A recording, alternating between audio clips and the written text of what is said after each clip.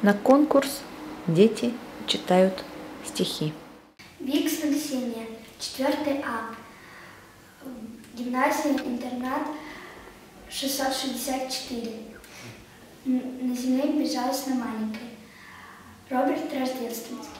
На земле безжалостно маленькой жил добрый человек маленький. У него была служба маленькая и маленький очень портфель. Получал он зарплату маленькую. И однажды прекрасным утром постучалась к нему в окошко небольшая, казалось, война.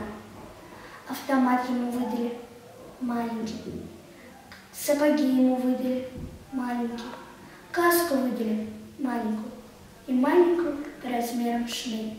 А когда он упал, некрасиво, неправильно, в атакующем крике вывернув фракт, то на всей земле не хватило мрамора, чтобы вырубить парня в полный рост.